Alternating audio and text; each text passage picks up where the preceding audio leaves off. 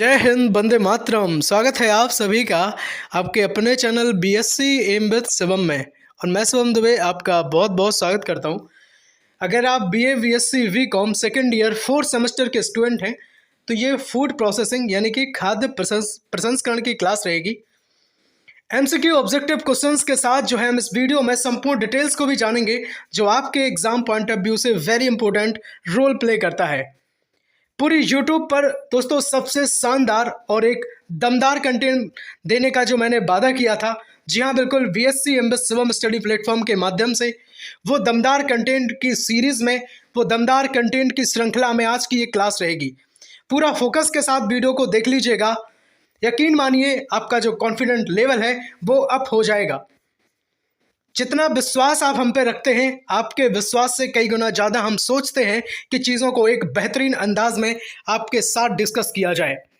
पहला क्वेश्चन ये रहा आपकी स्क्रीन पर, लिखते हुए आप चलेंगे और जब तक वीडियो कंप्लीट नहीं हो जाएगी आप रुकेंगे नहीं। हमारे शरीर को पोषित करता है, क्या पोषित करता है भाई? भोजन, भुखमरी, रोग या फिर कीटाणु? जी हाँ बिल्कुल, अगर बात करें राइट आंसर की तो भाई साहब भोजन जो है हमारे शरीर को पोषित करता है। भोजन के स्रोत जो हैं वो दो स्रोत होते हैं बेसिकली। अब हम समझेंगे कौन कौन से दो स्रोत हैं। एक तो आपका हो जाएगा वनस्पति स्रोत, जो दूसरा आपका हो जाएगा जीव जंतु स्रोत। अब वनस्पति स्रोत की अगर हम बात करें तो यहाँ से हमें भोजन किस रूप में मिलता है? तो आप कहेंगे सर अनाज, फल, दालें व मेवे के रूप में हमें मिलता है।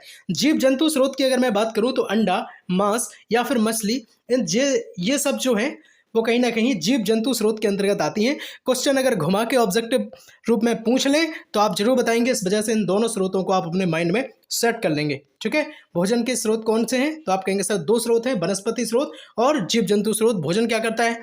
हमें पोषक का काम करता है, हमें पोषण देता है। ठीक है, बहुत बढ़िया। प्रश्न नंबर 2 आपकी स्क्रीन पर, मानव जीवन की प्राथमिक आवश्यकता है। अब आपको बताना है भाई कि जो मानव जीवन की प्राथमिक आवश्यकता है वो क्या है। देखो, कहते भी हैं, आपने सुना होगा अगर, कि सबसे पहले रोटी, कपड़ा, मकान, ये ज़रूरतें होती हैं इंसान की। कौन सी होती हैं भाई? रोटी अर्थात आप कहेंगे सर भोजन। जी हाँ बिल्कुल, अगर आपको भोजन मिल गया है ना, फिर आप सोचेंगे कि भाई अच्छा खाना मिल गया, पेट भर गया, तो अब हमें क्या क्या मिलना चाहिए भाई? कपड़े मिलने चाहिए, है ना। तो रोटी, कपड़ा, और जब कपड़े मिल जाएं और भोजन मिल जाए फिर हम सोचेंगे कि भाई अब हमें रहने के लिए छत मिल जाए। ठीक है, जिससे हम जाड़ा, गर्मी, बरसात, है ना, इन सभी मौसम में खुद को सुरक्षित रख सकें, खुद को संभाल सकें, है ना, जिससे रोग ना हो, कोई बीमारी ना हो, कोई कष्ट ना हो। उसके लिए हमें क्या चाहिए? फिर मकान चाहिए। तो फिर ये जो है वो बेसिक नीड इंसान की हो जाती हैं, रोटी, कपड़ा, मकान। उसी के क्रम में जो है भोजन रहेगा। ठीक है, बहुत बढ़िया, आप समझ चुके होंगे सारी चीज़ें। और फिर उसके बाद तो फिर ऐसा है कि जब हम समझ जाते हैं कि भाई हमें रोटी, कपड़ा, मकान सब की व्यवस्था हो गई, फिर हमें सामाजिक, है ना, सामाजिक इंसान बनना है। फिर सारी चीज़ें बाकी में आती हैं, आपका परिवार, आपका समाज। ठीक है, चलो, बेसिक नीड यही है 3। चलो अब बात करेंगे प्रश्न नंबर 3 की। उससे पहले हम आपको एक बात और बता दें। आप सोच रहे होंगे सर प्रोसेसिंग क्या है ना, ये जो हम बात करते हैं सर फूड प्रोसेसिंग की, वो क्या चीज़ है? अब आप समझो, देखो प्रोसेसिंग क्या है। डिब्बों में बंद खाद्य पदार्थों को सुरक्षित करते समय यह आवश्यक है कि उनमें उपस्थित जीवाणुओं को निष्क्रिय किया जाए। नहीं समझे बात? देखो, फूड प्रोसेसिंग का अर्थ आप समझो। सबसे पहले आप समझ लो बात है क्या। डिब्बों को मशीन द्वारा बंद कर देने से उनमें हवा में उपस्थित कीटाणु प्रवेश नहीं कर पाते, लेकिन डिब्बों में बंद खाद्य पदार्थों में उपस्थित जीवाणुओं को निष्क्रिय अथवा नष्ट किए बिना संरक्षण जो है उसका संभव नहीं होता है। यह कार्य डिब्बाबंदी से पूर्व किया जाता है और खाद्य पदार्थों के संरक्षण के लिए किए जाने वाला उपचार ही क्या कहलाता है? तो आप कहेंगे सर प्रोसेसिंग कहलाता है। ठीक है, और ये जो विधि है उसको क्या कहते हैं बताओ? कंट्रोल्ड स्टेरिलाइजेशन या फिर प्रोसेसिंग कहलाती है। ठीक है, बहुत बढ़िया, आप समझ गए होंगे। अब बात करेंगे प्रश्न नंबर 3 की, जो आपकी स्क्रीन पर रहेगा। वह पदार्थ जो मानव शरीर का पोषण करता है भाई साहब भोजन कहलाता है। अभी हमने बताया 3 क्वेश्चन को तीनों हिसाब से बता दिया है, अब आप समझ गए होंगे। चौथा क्वेश्चन अब देखो, थोड़ा सा हटके है। निम्न में से पौष्टिक तत्व हैं। अब समझो बात, पौष्टिक तत्व कौन कौन से हैं? तो आप कहेंगे सर प्रोटीन हो, खनिज हो, कार्बोहाइड्रेट, वसा हो, है ना, जल हो, ये सब चीज़ें जो हैं, विटामिन भी हों, तो ये सब क्या है भाई? पोषक तत्व के अंतर्गत आते हैं। तो ऑप्शन नंबर 4 इसका सही हो जाएगा। ठीक है, चाहे कुछ हो, प्रोटीन, कार्बोहाइड्रेट, वसा, खनिज लवण, जल, विटामिन, है ना, ये सब क्या है? आपके पोषक तत्व कहलाते हैं। ठीक है, चलो अब बात करेंगे 5 नंबर प्रश्न की। हमारे शरीर में लगभग कितना जल पाया जाता है? तो भाई साहब 60% जल जो है हमारे शरीर में पाया जाता है। अगर अच्छा लग रहा हो, हेल्पफुल लग रहा हो, तो इस वीडियो को लाइक जरूर कर दो, है ना। आपके एक लाइक से हमें बहुत ज़्यादा मोटिवेशन मिलता है, अगली वीडियो बनाने की हमारे अंदर ऊर्जा आती है दोस्तों। प्रश्न नंबर 6 आपकी स्क्रीन पर रहेगा, हम बहुत अच्छे से समझेंगे 6 नंबर क्वेश्चन को। हमारे शरीर में कौन सी 2 प्रकार की क्रियाएं हैं, बताओ। पहला ऑप्शन है आपका सकारात्मक नकारात्मक, दूसरा चल अचल, तीसरा सक्रिय निष्क्रिय, चौथा रहेगा आपका ऐच्छिक या फिर अनैच्छिक। तो भाई अगर हम बात करें राइट आंसर की, तो ऐच्छिक और अनैच्छिक 2 ऐसी क्रियाएं हैं जो हमारे शरीर में होती हैं। अब आप कहेंगे सर ऐच्छिक अनैच्छिक क्या क्रियाएं हैं? देखो, ऐच्छिक क्रियाएं वे क्रियाएं होती हैं जो हमारी इच्छा के अनुसार हों, ठीक है, जो हमारी इच्छा के अनुसार हों। और अनैच्छिक क्रियाएं वे क्रियाएं होती हैं जो हमारी इच्छा के अनुसार ना हो, जैसे कि प्यास लगना, ठीक है। अब इसमें हमारी इच्छा थोड़ी ना है कि अब हम सोच रहे हैं कि प्यास ना लगे, है ना, तो नहीं लगेगी, ऐसा नहीं है। भूख लगना, ऐसा नहीं है कि हम सोच रहे हैं कि बस अब भूख नहीं चाहिए हमें, तो ये इच्छा के अनुसार नहीं, वो तो लगेगी ही भूख, ठीक है। तो ये आप समझ गए होंगे अनैच्छिक क्रियाएं कौन सी होती हैं और ऐच्छिक क्रियाएं कौन सी होती हैं। बहुत बढ़िया। अब नेक्स्ट एक फैक्ट समझ लो, इससे जानकारी और है। देखो, शरीर में निर्माण में जो सहायक है वो प्रोटीन होता है, ठीक है। अब आपसे अगर क्वेश्चन में आ जाए कि भाई बता दो शरीर के निर्माण में क्या सहायक है, ऑप्शन दे दें प्रोटीन, कार्बोहाइड्रेट, वसा, खनिज लवण, तो आप बता देना भाई प्रोटीन जो है शरीर के निर्माण में सहायक है। प्रोटीन अब हमें मिलता है कहाँ से, तो आप कहेंगे सर दालों से मिलता है। और कौन सी दाल से सबसे ज़्यादा मिलता है, तो आप कहेंगे सर सोयाबीन की दाल से जो है सबसे ज़्यादा मिलता है। अब आप बताओ दालों में कौन सा विटामिन नहीं होता, तो आप कहेंगे सर विटामिन सी नहीं होता है। कौन कौन से विटामिन होते हैं फिर दालों में, तो भाई साहब थायमीन होता है, विटामिन B2 होता है और नियासिन होता है, ये सारे विटामिन होते हैं। विटामिन सी नहीं होता है। सबसे ज़्यादा जो प्रोटीन है वो दालों में पाई जाती है, और किस दाल में, तो आप कहेंगे सर सोयाबीन में पाई जाती है। सारी चीज़ें आपको बता दें। 7 नंबर का प्रश्न आपकी स्क्रीन पर, दालों में कौन सा एमिनो एसिड नहीं होता है? जी हाँ बिल्कुल, मेथियोसिन जो है वो नहीं होता है। अब कौन कौन होता है वो समझ लो, लाइसिन होता है, आइसोल्यूशन होता है, ल्यूसिन होता है। आपको ये समझने पड़ेंगे क्योंकि एग्जाम में क्वेश्चन आने के चांस हैं, आएगा और यहाँ से, ठीक है। तो आप ध्यान रख लेना कौन सा नहीं होता है, तो आप कहेंगे सर अमीनो एसिड में मेथियोसिन नहीं होता है ना। ये 3 होते हैं, कौन कौन से, तो आप कहेंगे सर लाइसिन होता है, ठीक, और आइसोल्यूशन होता है और ल्यूसिन होता है। बहुत बढ़िया। 8 नंबर का प्रश्न आपकी स्क्रीन पर, शेयर कर दो वीडियो को, है ना, अगर अच्छा लग रहा हो तो शेयर कर दो। असुरक्षात्मक भोज्य पदार्थ में क्या शामिल है, तो शर्करा है शामिल, शक्कर शामिल है। शक्कर बहुत ज़्यादा, इसे कहते हैं मीठा जहर, पता है आपको, इसे मीठा जहर कहते हैं। और शक्कर आपको सबको पता होगा, आजकल डायबिटीज़ की ज़्यादा प्रॉब्लम चल रही है, डायबिटिक पेशेंट बहुत ज़्यादा हो रहे हैं, ठीक है। चलिए अब हम बात करें आपसे, अगर शर्करा जो युक्त सब्जियां हैं वो कौन सी, शर्करा मुक्त नहीं लिखा है, युक्त कह रहा हूँ, शर्करा युक्त मीन्स इनमें शर्करा की मात्रा पाई जाती है, सबसे ज़्यादा पाई जाती है। किस किस में, आलू में, अरबी में और शकरकंद में, ठीक है, आलू में, अरबी में और शकरकंद में। नेक्स्ट बात करेंगे केला में अधिक मात्रा में क्या पाया जाता है, तो आप कहेंगे सर कार्बोहाइड्रेट पाया जाता है। इसको भी आप याद रखेंगे, सब्सक्राइब जरूर कर लें, है ना, अगर चैनल पर नए हो, पहली बार विजिट किया हो तो। राष्ट्र हित में, देश हित में फ्री शिक्षा BSc एमबीए सबम स्टडी प्लेटफॉर्म द्वारा दी जाती है, और जब तक सांस है अंतिम सांस तक देते रहेंगे दोस्तों।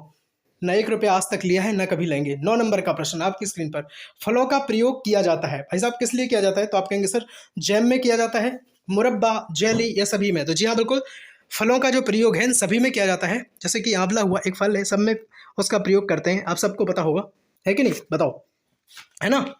फल भित्ति की अगर हम बात करें, आपको अगर हम बताएं फल भित्ति के बारे में, तो दोस्तों फल भित्ति 3 प्रकार की होती है, बाह्य फल भित्ति, मध्य फल भित्ति और अंतः फल भित्ति। वैसे सत्यकूट, सत्यफल, असत्यफल आपने अगर नाम सुने हो तो बताओ जरा कमेंट सेक्शन में। फलों के प्रकार जो है, बीजयुक्त फल है, सरस फल है और संग्रथित फल है, ये 3 प्रकार हैं। 10 नंबर का प्रश्न आपकी स्क्रीन पर, हरे पत्तेदार सब्जियां हैं, मेथी के पत्ते, है ना, पालक, मूली के पत्ते और सभी, ये सभी जो हैं हरे पत्तेदार सब्जियां हो जाएंगी, चाहे मेथी की बात करें, मूली की करें, पालक की करें, सब की करें, ठीक है। नेक्स्ट 11 नंबर का प्रश्न, थोड़े से जल्दी हम चीज़ों को कंप्लीट करेंगे, वीडियो ज़्यादा लंबी ना हो पाए, है ना, और कम टाइम में आपको ज़्यादा चीज़ें मिल जाए, ठीक। माता के दूध में कितना कार्बोहाइड्रेट पाया जाता है, 4%, है ना, 4% जो है माता के दूध में कार्बोहाइड्रेट पाया जाता है, इसको आप याद रखेंगे। अगर वीडियो ज़्यादा फास्ट लग रही हो तो रोक रोक करके चीज़ों को लिख लें। दूध में खनिज लवणों की मात्रा कितनी है भाई साहब, 0.6% है, ध्यान रखेंगे। दूध में थक्के के रूप में प्रोटीन, तो आप कहेंगे लैक्ट एल्यू लेक्ट एल व्यू जो है दूध में थक्के के रूप में प्रोटीन पाया जाता है। दही में कार्बोहाइड्रेट की मात्रा 5.2 से 6.5% तक पाई जाती है। मक्खन में वसा की मात्रा की बात करें तो 80% पाई जाती है। स्क्रीनशॉट ले लो, माइंड में सेट कर लो, कुछ भी करो पर क्वेश्चन नहीं छूटना चाहिए। 13 नंबर का प्रश्न आपकी स्क्रीन पर रहेगा। मादक पदार्थ कौन से होते हैं? भाई साहब चाय, दूध, कॉफ़ी, भांग। तो भाई साहब भांग जो है मादक पदार्थ है, इससे नशा आता है ना। बात करेंगे कॉफ़ी की या फिर चाय की, ये क्या है? उत्तेजक पदार्थ हो जाते हैं। देखो ये क्या है? उत्तेजक पदार्थ हैं, इससे जो नींद वगैरह है वो नहीं आती है ना। आपकी आंखें खुली रहेंगी, पढ़ते रहोगे, ठीक है। पढ़ने के लिए यूज़ करो चाय का, ऐसे ना करो, ठीक है। चलो, दूध का तो आपको बताइए, संपूर्ण आहार दूध को हम कहते हैं। भोज्य पदार्थों के सड़ने का कारण होता है, क्या होता है भाई साहब? तो जीवाणु या फिर जो विषाण जिसे हम कहते हैं, इंग्लिश में बैक्टीरिया कहते हैं, है ना। विषाणु नहीं, विषाण की बात कर रहा हूँ। तो वो जो है वो सड़ा देते हैं भोज्य पदार्थों को। 15 नंबर का प्रश्न, जल के माध्यम से भोजन पकाने की विधि नहीं है ना। जल के माध्यम से जो है भोजन पकाने की कौन सी विधि नहीं है? आपको बताना है। उबालना नहीं है, खादकाना नहीं है, स्टाइंग नहीं है या फिर वेकिंग नहीं है। तो दोस्तों वेकिंग जो है जल के माध्यम से भोजन पकाने की विधि नहीं है। अब कौन कौन सी विधि है? जब ये नहीं है तो बाकी की ये 3 हो जाएंगी, ठीक है। बाकी की 3 हो जाएंगी, याद रख लेना। चलिए नेक्स्ट क्वेश्चन आपकी स्क्रीन पर रहेगा। 16 नंबर का प्रश्न, छीलकर भोज्य पदार्थों को क्या किया जाता है बताओ?